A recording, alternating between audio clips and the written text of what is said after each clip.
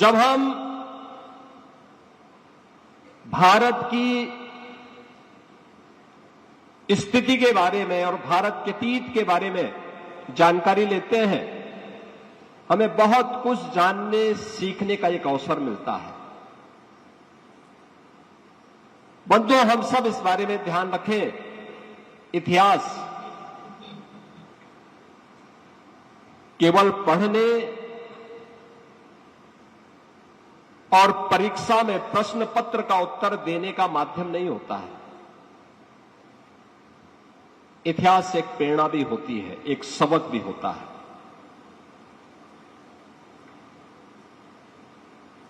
इतिहास के अतीत के गौरवशाली क्षणों पर गौरव की अनुभूति होती है, गर्व की अनुभूति होती है। वह हमें आगे बढ़ने की प्रेरणा देती है। लेकिन अतीत की गलतियां हमारे सामने इतिहास के रूप में परिमार्जन का एक माध्यम भी हम सबके लिए होता है। जब भी हम उसकी अनदेखी करते हैं, इसका मतलब हम अतीत के उन गलतियों को दोहराने का फिर से प्रयास कर रहे हैं। ये देश गुलाम क्यों हुआ?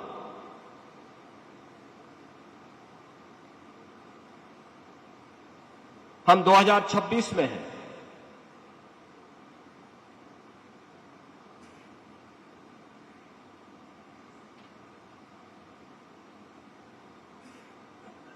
(1526) में, आज से 500 वर्ष पहले, आज का जो संभल है, इस संभल में श्री हरिहर मंदिर को तोड़ करके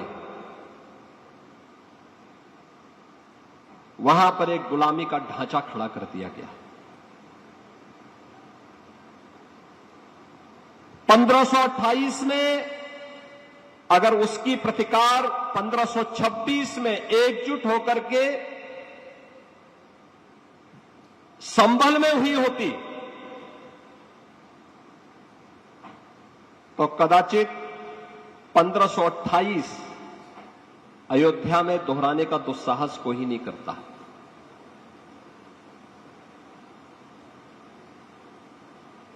यानी मात्र 2 वर्ष के बाद अयोध्या में श्री राम जन्मभूमि पर प्रभु श्री राम के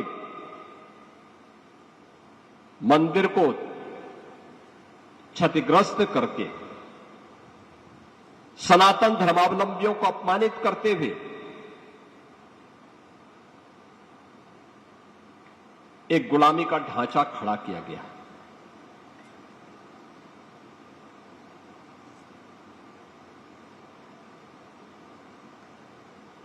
और सनातन धर्मावलंबी भी कभी मौन नहीं रहा, चुप नहीं रहा, विभाजित था, बटा हुआ था। गुलामी के पूर्व ऐसा नहीं कि उसके पास बल, बुद्धि या वैभव की कमी रही हो, वह सब कुछ था।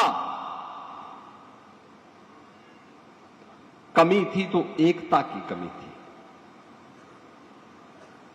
एक दिशा में, एक स्वर में, एक साथ चलने की कमी थी।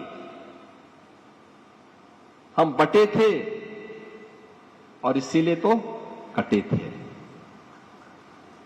बार बार यही प्रश्न खड़ा होता है। आज 14 अगस्त है।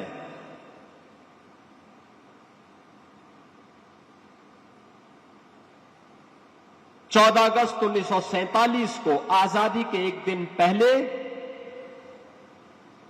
तब केवल हिंदू और सिख ही नहीं कटा था, तब भारत भी कटा था। आज से ठीक 79 वर्ष पहले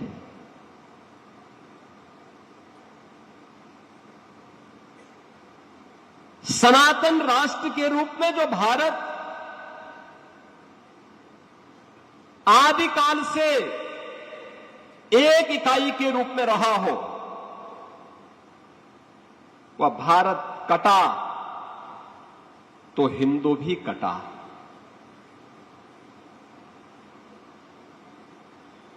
कोई प्रश्न नहीं पूछता। आज भी जब पाकिस्तान और बांग्लादेश के अंदर निर्दोष हिंदू मारे जाते हैं, काटे जाते हैं, और ये हर व्यक्ति जानता है कि मरने वाला जो हिंदू है ये सभी दलित समुदाय से है। एक भी जवान भारत के अंदर उन राजनीतिज्ञों के मुंह से नहीं निकलती है जो भारत के अंदर एक होने वाली किसी घटना में हाय तौबा एक करके पूरे देश के अंदर घूमते हैं। पाकिस्तान हो या बांग्लादेश, इनके मुंह से एक शब्द नहीं निकलता। वहां की घटना में कोई शब्द नहीं निकलते, वे मौन होते हैं। 14 अगस्त 1947 की घटना के लिए किसकी जवाबदेही थी? कौन जिम्मेदार था उसके लिए? कोई जिम्मेदारी लेने को तैयार नहीं, क्योंकि उनको सत्ता चाहिए थी। उनको देश की प्रजा से, देश की उस समय के भारत की अन्य बहुसंख्यक प्रजा से कोई लेना देना नहीं था। एन केन प्रकारेण सत्ता चाहिए। और याद करिए, आज भी वही स्थिति है।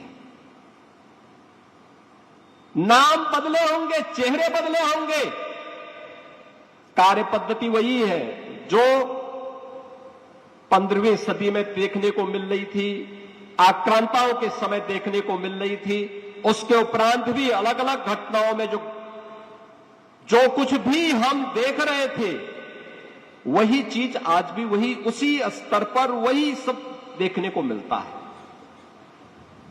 हमें फुर्सत नहीं होती इन घटनाओं को आपस में जोड़ने की। मैं बहुत जगह था, संभल के बारे में हमेशा से मान्यता थी कि संभल तो वहां पे जाने लायक स्थिति नहीं है। संभल को बने हुए लगभग 30 साल हो गए, उनका जिला मुख्यालय नहीं बन पाया। तो मैं यही जानने के लिए कि संभल में जिला मुख्यालय क्यों नहीं बन पाया, इसके बारे में आगे की कार्रवाई होनी चाहिए। तो उसको लेके कुछ विवाद खड़ा किया गया। माननीय न्यायालय ने वहां पर 1996 तक जामा मस्जिद, जो पहले हरिहर मंदिर था, हरिहर मंदिर के मुद्दे को लेकर के, जहां पहले आर्कियोलॉजिकल सर्वे ऑफ इंडिया के पास वह स्थल था, उस स्थल के सर्वे का आदेश माननीय न्यायालय ने दिया और वहां पर एक टीम आकर के उसकी सर्वे करने लग गई। इसी को लेकर के उपद्रव प्रारंभ होता है और प्रारंभ होने के बाद उस उपद्रव का निशाना पुलिसकर्मी थे और उसका निशाना निर्दोष हिंदू था। 1947 से कमोवेश कोई वर्ष ऐसा नहीं बीता था जब वहां दंगे न हुए हो, भीषण दंगे न हुए हो। 1976 और 1978 में तो इतना भीषण दंगा हुआ था,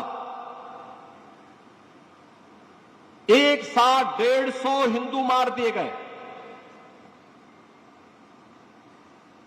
एक घर में बंद करके आग लगा करके आग के हवाले कर दिए गए। और 1996 में तत्कालीन उत्तर प्रदेश की समाजवादी पार्टी की सरकार ने बड़ी बेशर्मी के साथ वे सभी मुकदमे वापस ले लिए। एक भी दरिंदे को कोई सजा नहीं मिली। स्वतंत्र भारत में सामूहिक नरसंहार की वह घटना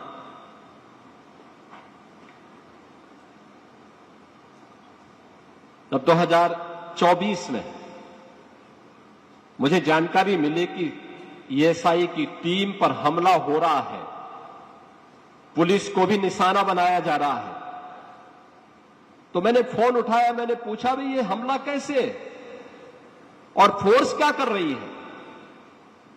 इन दंगाइयों को चिन्हित करके क्यों नहीं इन पे कार्रवाई करते हो? पुलिस ने जब कार्रवाई प्रारंभ की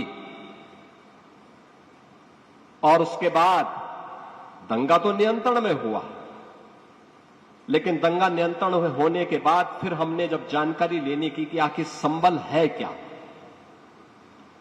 हम लोग केवल अपने धर्म ग्रंथों में संबल की चर्चा पाते थे।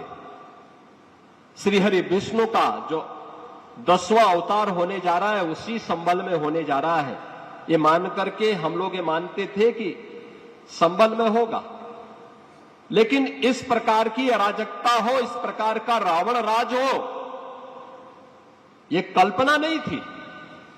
और उसके बाद जब हमने वहां पे पूरी एक टीम लगाई कि देखो ढूंढो क्या है वहां, तो पता लगा कि साहब संबल में केवल हरिहर मंदिर नहीं है, 67 तीर्थ थे वहां, 67 तीर्थ, 19 कूप थे, ये सब पे कब्जा हो गया है। हमने कहा इसको खाली करवा लो, अब खाली करवाओ इनको। जैसे यहां पे 14 कोसी, पंचकोसी और 84 कोसी की परिक्रमा अयोध्या धाम की होती है, ऐसे संबल में 24 कोसी परिक्रमा वहां पर होती थी। उसी 24 कोसी परिक्रमा के अंदर ये 67 तीर्थ थे, सब पे कब्जा था। और मुझे बताते हुए प्रसन्नता है कि हम लोगों ने सारे कब्जे हटवाए। 10,000 एकड़ भूमि पर जहां कब्जा था उस सारे कब्जे हम वापस लेकर के और वहां के गरीबों को, वहां के दलितों को, वहां के कमजोर लोगों को उन जमीनों का आवंटन भी कर रहे हैं। और सरकार का अपना लैंड बैंक भी बन रहा है और जिला मुख्यालय का निर्माण भी अब वहां पे हम करने जा रहे हैं, बड़ा सा जिला मुख्यालय। हम आपसी झगड़े में फंसे हैं, जाति जाति के झगड़े में फंसे हैं। और जाति के झगड़े में कैसे हमारे तीर्थों पर कब्जे हो गए, कैसे उनका वहां का धार्मिक स्वरूप बदल दिया गया, देखना है तो संभल में वह घटना घटित हुई थी और आज संभल फिर से बदल चुका है। अब वहां दंगा नहीं होता है, अब वहां शांति है, अब सौहार्द है।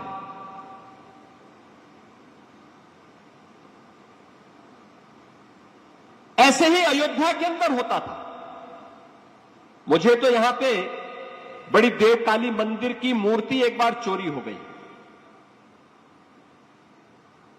मैं गोरखपुर में था, मैं सांसद था गोरखपुर से।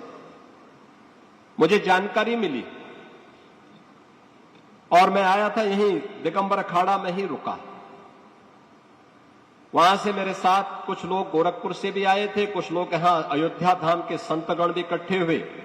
फिर आंदोलन प्रारंभ हुआ। तब भी समाजवादी पार्टी की सरकार थी। प्रभु श्री राम की इष्ट देवी है और आंदोलन शुरू हुआ फिर, और कुछ ही दिनों के बाद फिर वो प्रतिमा बरामद हो गई। कैसे यहां पर पर्वों और त्योहारों से भी वंचित किया जाता था। क्या अयोध्या में वीरानी जैसी स्थिति होती थी? अयोध्या बिजली के लिए तरसता था। अयोध्या को कैसे लोगों ने संकरी गलियों और गंदगी का एक पर्याय बना करके रखवा दिया था। यहां के घाट, राम जी की पेड़ी, वहीं पे सरयू जी का जल सड़ता रहता था, काई जमी रहती थी। श्रद्धालु आता था, एक आंख, दोनों आंखें बंद करता था, नाक को बंद करता था, डुबकी लगा करके किसी प्रकार से बाहर निकल पड़ता था। आज का बदलाव हुआ अयोध्या। एक बार फिर से हमें त्रेता युग का स्मरण कराता है। अब लगता है अयोध्या अयोध्या है। अयोध्या सप्तपुरियों में से प्रथम पुरी है, तो उसका अधिकारी भी थी, तो केवल आध्यात्मिक रूप से नहीं, सांस्कृतिक रूप से भी और भौतिक रूप से भी उस प्रकार की कुछ विशेष खूबी थी अयोध्या में। तब अयोध्या सप्तपुरियों में से प्रथम पुरी के रूप में मानी गई। आज अयोध्या के अंदर वो सब कुछ देखने को मिल रहा है। अब ये हमारे संतगण कोई जाता है देश के अंदर, दुनिया के अंदर कोई जाता है तो अब कोई इनको चिढ़ाता नहीं, कोई इन पे टिप्पणी नहीं करता है। अयोध्या का नाम सुन करके कोई व्यक्ति 10 कदम दूर भी होगा तो इनके पैर पड़ने के लिए वह वहां से दूरी तय करके आकर के सम्मान देता है। यह है इन पूज्य संतों के तप और साधना का परिणाम। श्री राम जन्मभूमि आंदोलन के दौरान उन पूज्य संतों ने जो संघर्ष किया, सम विषम परिस्थितियों में जिन चुनौतियों से जूझे थे, वह अकल्पनीय थी। कोई उसकी कल्पना नहीं कर सकता था किस प्रकार की विषम परिस्थितियां थी। उन स्थितियों में वह संघर्ष हुआ था। लेकिन ये हम सब हिंदुओं की त्रासदी है कि जब अयोध्या में प्रभु का रास तिलक होना है तब उन्हें वनवास दे दिया जाता है, क्योंकि कोई ना कोई मंथरा आकर के फिर कुछ न कुछ गुल खिलाने का काम करने लगती है। और यही कुछ अयोध्या के साथ फिर से हो रहा है। अयोध्या धाम पर निशाना साध करके इसी बहाने केवल अयोध्या को नहीं, केवल राम जन्मभूमि को नहीं, सनातन धर्म फिर से एक बार विधर्मियों की निशाने पर हैं। और चेहरे वही हैं जिन्होंने कभी 1947 में मौन साध लिया था, जो कभी बांग्लादेश और पाकिस्तान में हिंदुओं के कत्लेआम पर मौन साध लेते हैं। और ये वही लोग हैं जो आज राम जन्मभूमि आंदोलन के दौरान राम भक्तों के विरोध में अस्त्र शस्त्र के साथ खड़े होकर के उन पे लाठी और गोली का प्रहार करने में संकोच नहीं करते थे। ये वही लोग हैं जो राम जन्मभूमि आंदोलन के खिलाफ उच्चतम न्यायालय में अपनी पूरी टीम खड़ी करके पूरे फैसला राम जन्मभूमि के पक्ष में न आने पाए, इसके लिए पूरी एड़ी चोटी लगा लेते हैं। ये वही लोग हैं आज वे राम राम जपते हुए काल नेमी के रूप में फिर बहकाने का प्रयास कर रहे हैं। बहनों और भाइयों, हमें इन काल नेमियों को पहचानना होगा। ये ना राम के भक्त हैं। कल मैं देख रहा था एक दल संसद की कार्रवाई जब अनिश्चित काल के लिए स्थगित हुई तो वे दिल्ली में वहां एक प्रसिद्ध हनुमान जी का मंदिर है, हनुमान जी के मंदिर में वहां जाकर के फिर वहां पे आंदोलन कर रहे थे। तो मैंने कहा भाई देखो, काल नेमियों को तो बजरंगबली बहुत अच्छी ढंग से पहचानते हैं।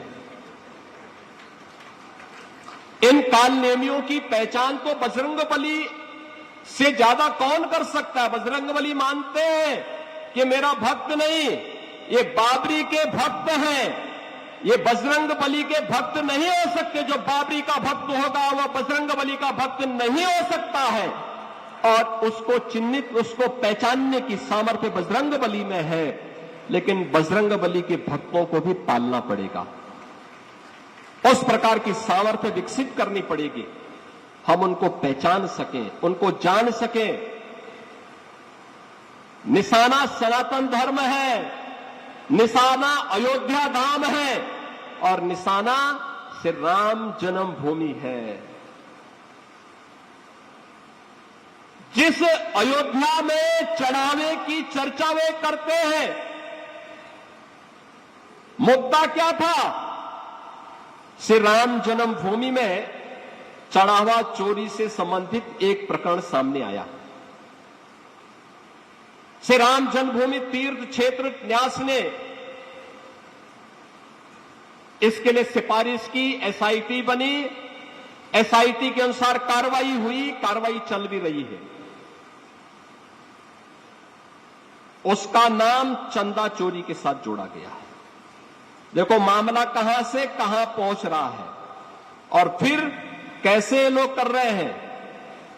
आप मुझे बताइए, क्या राम भक्तों को वह जो अपराधी था उसके खिलाफ कार्रवाई हुई है? दूध का दूध, पानी का पानी, ये पहले दिन से कह रखा है और उसके अनुरूप इस पे कार्रवाई करने के लिए सरकार भी और तीर्थ क्षेत्र ट्रस्ट भी पूरी तरह कृत संकल्पित है। इसमें कोई संदेह किसी को होना भी नहीं चाहिए, क्योंकि जिन भी संतों ने राम जन्मभूमि आंदोलन में योगदान दिया वे किसी स्वार्थवश नहीं,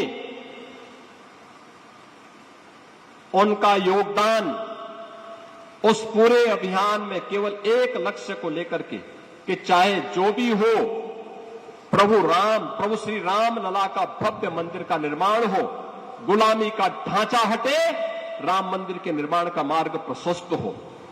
और आज जब वो कार्य संपन्न हो गया, जो लोग अयोध्या में रामलला की प्राण प्रतिष्ठा कार्यक्रम में आने का विरोध किए हो, जिन लोगों ने श्री राम जन्मभूमि से जुड़े हुए पूरे आंदोलन का विरोध किया हो, जो लोग राम भक्तों पर गोलियां चलाए हो, जिन लोगों ने राम जन्मभूमि के खिलाफ लड़े जाने वाले मुकदमे में लंबी चौड़ी पैरवी की हो, वे आज अपने आप को राम भक्त घोषित करके लोगों के चेहरों पर, राम भक्तों के चेहरे पर धूल झोंकने का कुत्सित प्रयास भी कर रहे हैं। हमें समझना होगा इन लोगों से और उतना ही सतर्कता बरतनी पड़ेगी, क्योंकि ये लोग सत्ता के मद में देश की कीमत पर सत्ता चाहते हैं। इन्होंने देश की कीमत पर सत्ता प्राप्त की थी। 1947 में अगर कांग्रेस एक बार अड़ गई होती तो देश का विभाजन नहीं होता, देश का दुर्भाग्यपूर्ण विभाजन नहीं होता, देश का विभाजन नहीं होता और सरकार शक्ति के साथ रोकी होती। कोई लौह पुरुष सरदार वल्लभ भाई पटेल या कोई नरेंद्र मोदी जैसा देश का प्रधानमंत्री होता तो लाखों हिंदुओं का कत्लेआम नहीं होता, कतई नहीं होता। इनकी पीड़ा क्या है? इनकी पीड़ा है कश्मीर में शांति क्यों हो रही है, कश्मीर में धारा 370 समाप्त क्यों हो गया। इनकी पीड़ा क्या है? इनकी पीड़ा है देश के अंदर माओवाद और नक्सलवाद क्यों समाप्त हो गया। इनकी पीड़ा क्या है? इनकी पीड़ा है कि पूर्वोत्तर के राज्यों का उपद्रव क्यों समाप्त हो गया, क्योंकि ये इनके कमाई के जरिए थे। अपने आकाओं को खुश करके देश को अस्थिर करने का इनका माध्यम था और इसीलिए देश को कभी जाति आधार पर, कभी भाषाई आधार पर, कभी क्षेत्रीय आधार पर ये लोग बांटने का पाप किए हैं, लगातार पाप किए हैं और आज भी वही पाप कर रहे हैं। हम सब सनातन धर्मावलंबियों का सबसे जो खराब स्थिति हमारी होती है वह तब होती है जब हम लोगों के बारे में भारत की स्वाधीनता के एक महानायक है वीर सावरकर। वीर सावरकर बार बार कहते हैं इन मुद्दों को लेकर के कि हम सब सनातनियों की जो सबसे बड़ी कमी है वो कमी है कि हम आसानी से विश्वास कर लेते हैं ऐसे लोगों पर जो चोला बदल करके, गिरगिट की तरह रंग बदल करके हमारे सामने आते हैं, थोड़ा सा घिघियाते हैं, हम उन पर सहसा विश्वास कर लेते हैं। हमें कसौटी पर खरा उतरने वाले उन लोगों को मजबूती के साथ देखना होगा जिन लोगों के कारण आज ये सुखद अनुभूति हुई है। आज अयोध्यावासी हो या फिर उत्तर प्रदेश वासी, अगर वह अयोध्या का वासी अब अयोध्या के बाहर कहीं जाता है, सम्मान पाता है। उत्तर प्रदेश का वासी अगर उत्तर प्रदेश के बाहर देश के अंदर कहीं जाता है तो सम्मान पाता है। अगर भारत का वासी है और भारत के बाहर कहीं जाता है दुनिया के अंदर तो सम्मान पाता है। इस सम्मान कांग्रेस के समय क्यों नहीं था? यूपीए सरकार के समय क्यों नहीं था? तब सनातन धर्म की चर्चा क्यों नहीं होती थी? तब भारत की चर्चा क्यों नहीं होती थी? तब यूपी की चर्चा क्यों नहीं होती थी? तब अयोध्या के अंदर इस प्रकार का वैभव देखने को क्यों नहीं मिल पा रहा था? तब काशी में काशी विश्वनाथ धाम क्यों नहीं बन पाया था? मथुरा वृंदावन इस रूप में सस्ती भी तब क्यों नहीं दिखाई दे रही थी? मुझे याद है 2017 में जब हम लोग अयोध्या में दीपोत्सव के कार्यक्रम के साथ जुड़ रहे थे, तब मैंने कहा था कि मथुरा वृंदावन के लिए भी हम कुछ करेंगे अभी, और वहां पर भी कुछ कार्यक्रम आगे बढ़ने चाहिए, ब्रज क्षेत्र के बारे में भी।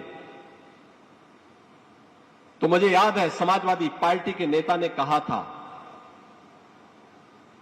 कि सपा की सरकार आएगी तो सपा कंस की मूर्ति लगाएगी।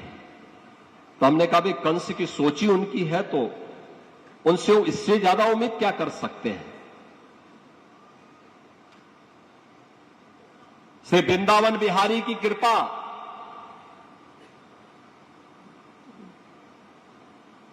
कि उसके बाद उन्होंने उनको हमेशा के लिए ही विदा कर दिया। और बहनों और भाइयों, मैं आज आप सबसे ही कहने के लिए आया हूं,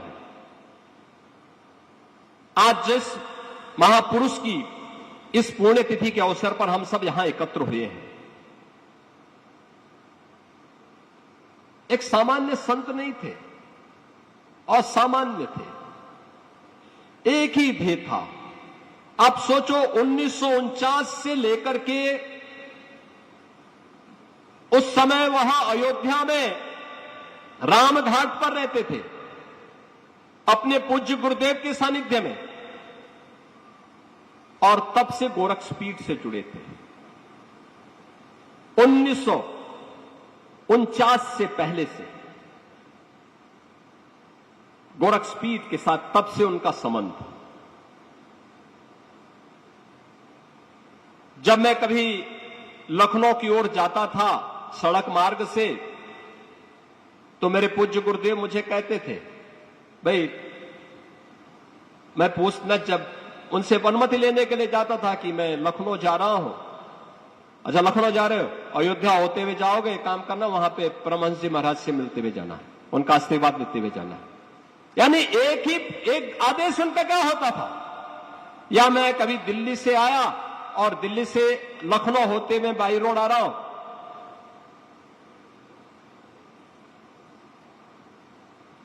लखनऊ में उतरा, वहां से सड़क मार्ग से गोरखपुर जा रहा हूं, मैं फोन करके बताता था, अच्छा अयोध्या होते आओगे, ठीक है, वहां पे दिगंबरा अखाड़ा में परमहंस जी से मिलते हुए आना। कोई संदेश नहीं, ऐसे आशीर्वाद लेके आओ। यानी एक ही आदेश होता था, कोई संदेश नहीं, कोई बातचीत का नहीं, केवल हालचाल लेकर के आओ।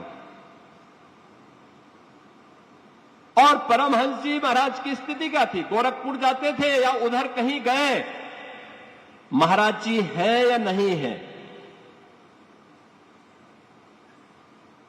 उनके कमरे को खोल करके उनके कमरे में बैठे रहते थे। हम लोग भौचक रहते थे कि महाराज जी नहीं है, लेकिन परमहंस जी के लिए दरवाजा खुलता था और वहां बैठे हुए हैं।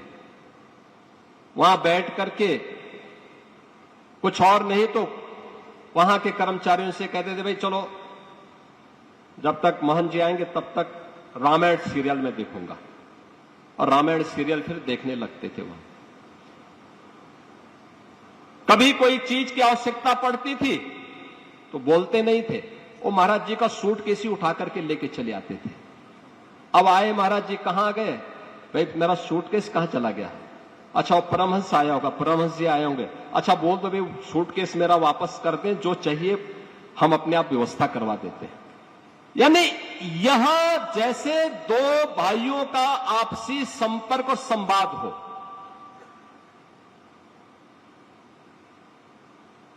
और इतनी आत्मीयता, हम लोग जब आते थे क्या फक्कड़पन था। अभी यहां पे आदरणीय साध्वी रितंबरा जी जो बात कह रही थी, क्या फक्कड़पन था।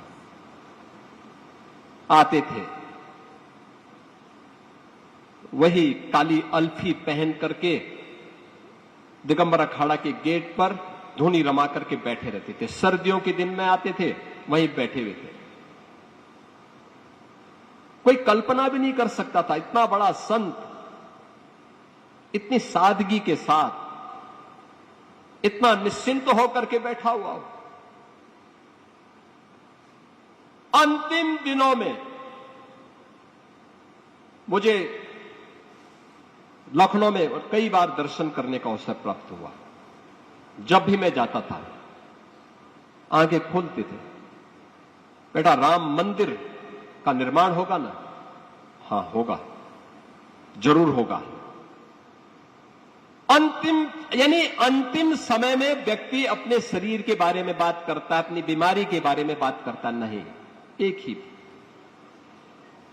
थे,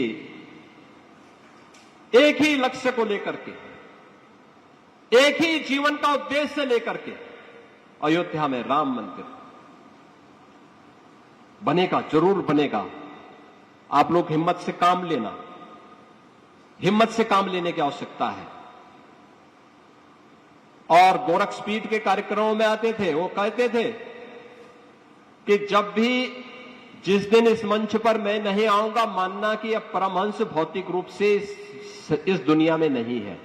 और मैंने देखा कि अंतिम समय तक गोरक्षपीठ के कार्यक्रमों में उनकी उपस्थिति बनी रही। यानी अपने जो उन्होंने वचन दिया, उस वचन को उन्होंने अंतिम समय तक निभाया।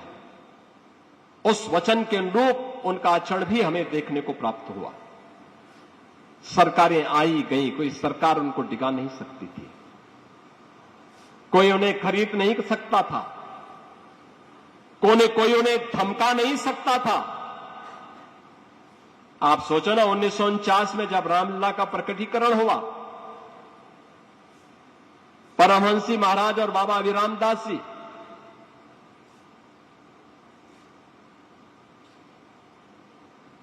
प्रदेश और केंद्र दोनों में कांग्रेस, लंबे समय तक कांग्रेस ने शासन किया। 1990 में राम भक्तों पर जब गोलियां चलाई गई, उन्होंने कहा राम भक्तों का स्मारक कहीं बनेगा, दिगंबर अखाड़ा के बाहर बनेगा। डंके की चोट पर उन्होंने स्मारक बनाने का काम किया था, सरकार रोक नहीं पाई थी।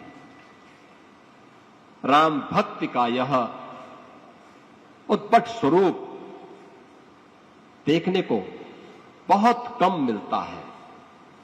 और इसीलिए इन संतों की प्रेरणा हम सबको बार बार इस बात के लिए प्रेरित करती है कि जो ये वर्तमान की चुनौतियां हैं, ये चुनौतियां केवल चुनौती नहीं है, ये हमें चेतावनी दी जा रही है, चेतावनी। और हमें भी इसके प्रति उतनी सतर्कता के भाव के साथ खड़ा होना होगा, उतनी ही मजबूती के साथ खड़ा होना होगा। ये जो प्रहार आज हो रहे हैं अयोध्या में, जो कुछ भी नया करने का प्रयास यहां होता है, अयोध्या में महर्षि वाल्मीकि के नाम पर एयरपोर्ट बना तो लोगों को ये बुरा लग गया। जो लोग राम मंदिर का विरोध कर रहे थे, उन्होंने फिर एयरपोर्ट का विरोध करना शुरू कर दिया। यहां पे राम जी की पेड़ी बन रही थी, तब भी विरोध का स्वर फूटता हुआ दिखाई दे रहा था।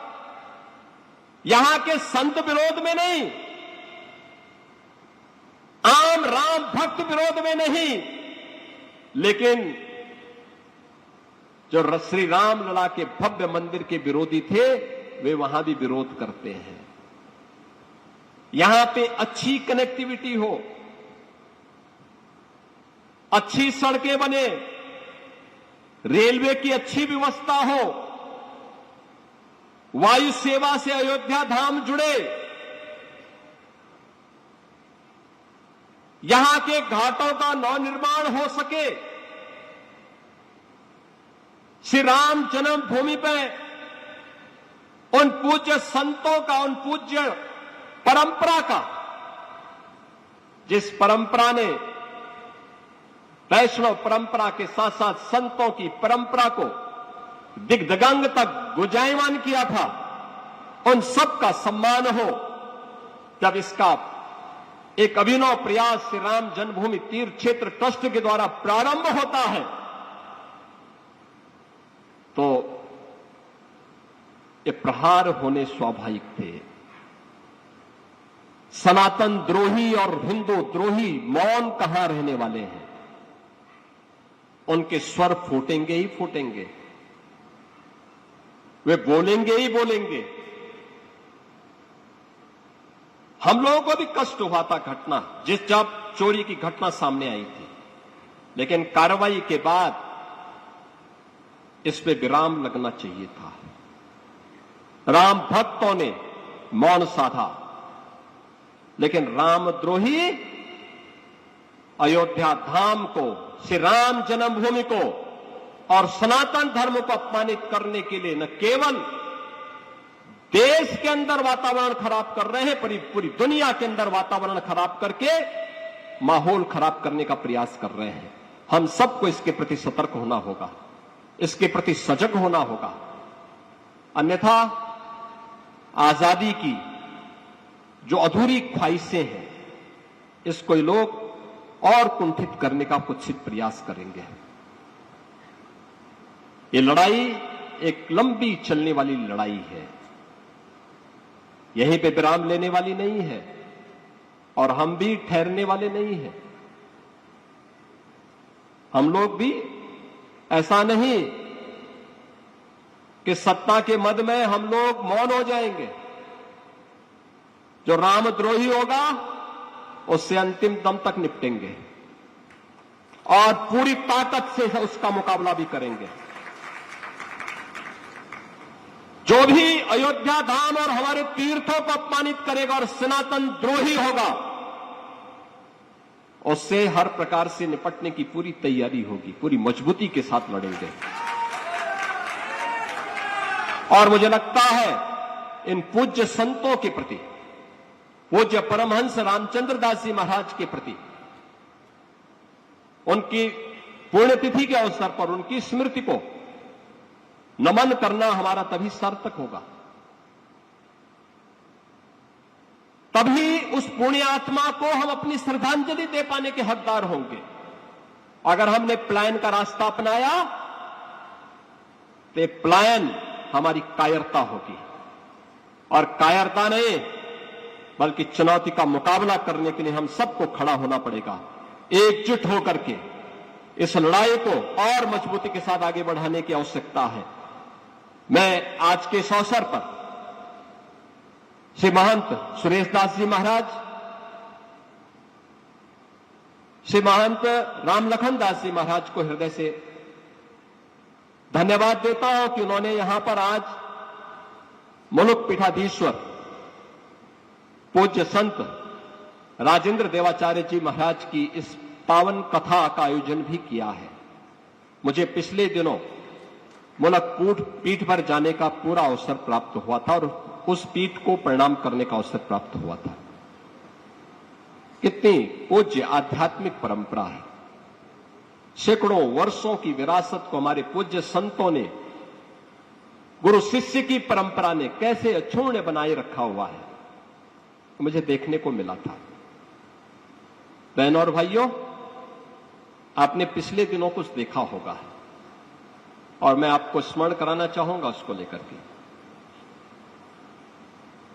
मैं भौचक था,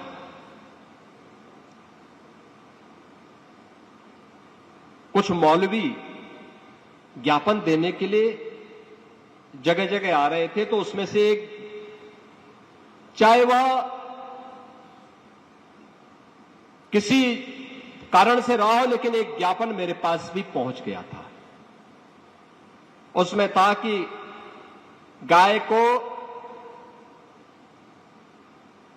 राष्ट्रीय पशु घोषित किया जाए,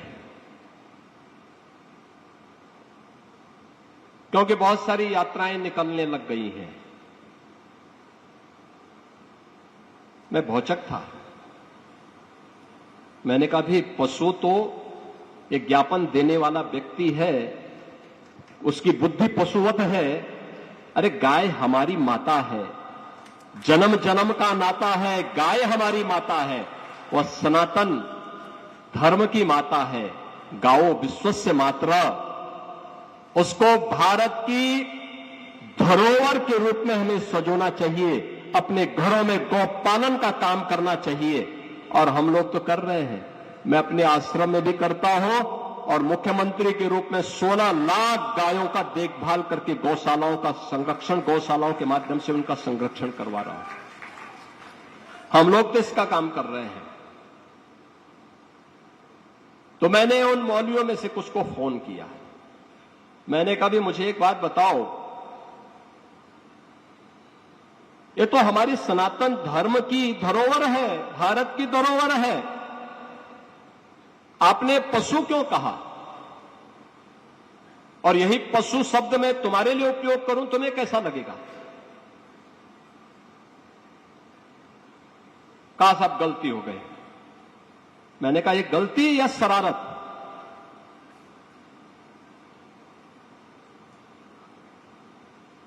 और ये शरारत बार बार क्यों? और ये तुम सिखाओगे हम हिंदुओं को कि गौ माता की पूजा कैसे करनी है? अरे हमारा तो कोई संस्कार गौ माता के बगैर होता ही नहीं है। हमारे यहां हर हिंदू का संस्कार है कि पहला ग्रास गौ माता का होता है, और अंतिम श्वान का होता है। चींटी भी निकल जाए तो उसको झाड़ू से नहीं, चीनी और आटा डाल करके उसको भी, उसके सामने भी उसका हार अर्पित किया जाता है, क्योंकि उसका भी अधिकार है। तो मैंने कहा तुम सिखाओगे हमें इसके बारे में, कैसे होना है पूजा, और उसको हम किस रूप में पूजें? ये उपदेश अपने कौम के अंदर देते, गौ तस्करी और गौ हत्या करना बंद कर देते, तो कम से कम हमारी जो पुलिस वहां लगी है उसको हम कुछ दूसरी जगह लगा देते। बहनों और भाइयों, ये भ्रम की स्थिति पैदा करने की जो दुर्विसंधि चल रही है, इससे सतर्कता और सावधानी बरतने की आवश्यकता है। भारत गुलाम क्यों हुआ? दो ही कारण से, अंतर्विरोध और छल, यानी आपसी अंतर्विरोध, जाति के नाम पर, क्षेत्र के नाम पर, भाषा के नाम पर। जो आज के दिन पर चिल्लाहट ज्यादा जिनकी चल रही है, ये जाति को के नाम पे बांटने वाले लोग हैं। ये जाति के नाम पे बांटेंगे, क्षेत्र के नाम पे बांटेंगे, भाषा के नाम पे बांटेंगे, और फिर सोशल मीडिया प्लेटफॉर्म के माध्यम से फेक अकाउंट बना करके एक जाति को दूसरी जाति को गाली दिलवाएंगे, दूसरी जाति को पहली जाति को गाली दिलवाएंगे, आपस में लड़ाएंगे, वहां से षड्यंत्र करेंगे, प्रत्यक्ष रूप से जातीय सम्मेलन करके समाज की एकता को भंग करेंगे, और जब कभी दंगे होंगे तो दंगाइयों को अपने आवास में बुला करके सम्मानित भी करेंगे।